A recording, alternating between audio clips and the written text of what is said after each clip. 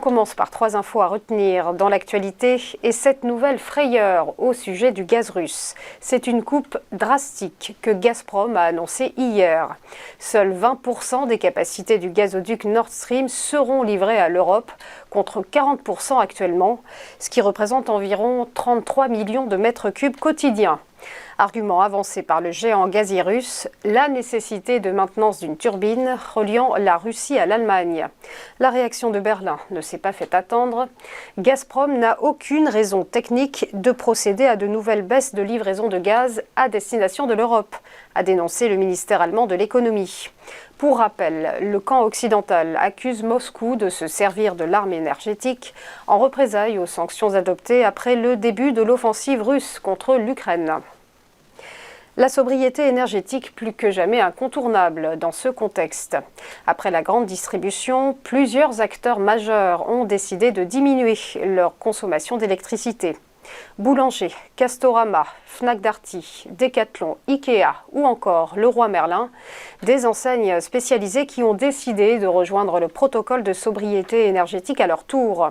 Dans un communiqué, les groupes s'engagent à éteindre leurs enseignes lumineuses dès la fermeture, à réduire l'éclairage dans les magasins avant l'arrivée des clients et enfin à baisser la température des points de vente.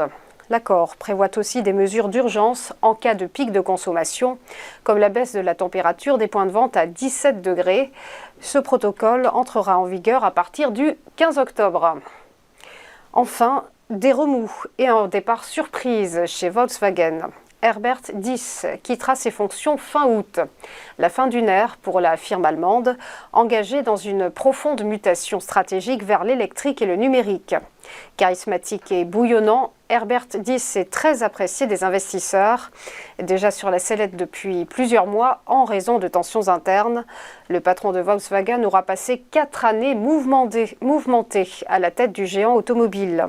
Conséquence immédiate, l'action Volkswagen a dévissé de 3% à l'ouverture hier à la bourse de Francfort. Le titre a par ailleurs perdu plus d'un tiers de sa valeur depuis janvier. Malgré des bénéfices et des flux de trésorerie solides, les investisseurs semblent douter du virage stratégique de la firme. On passe au point boursier, le rappel de la clôture des marchés hier.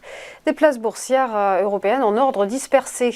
Le CAC 40 a grimpé de plus 0,33%, terminant à 6237 points. À Francfort, scénario inverse pour le DAX qui s'est effrité de moins 0,33%, s'établissant à 13 210 points, tandis que le FTSE, l'indice londonien, affichait lui un gain de plus 0,41%. Quant au MIB milanais, il prenait 0,8%. Du côté de Wall Street, ordre dispersé également. Le Dow Jones finissait en hausse de plus 0,28%, alors que le S&P 500 a gagné 0,13%. Et quant au Nasdaq, il cédait moins 0,55%. Enfin, un mot du Nikkei, l'indice de Tokyo, qui ce matin fléchit légèrement de moins 0,16%. On marque une première pause et on se retrouve juste après pour ChronoCAC.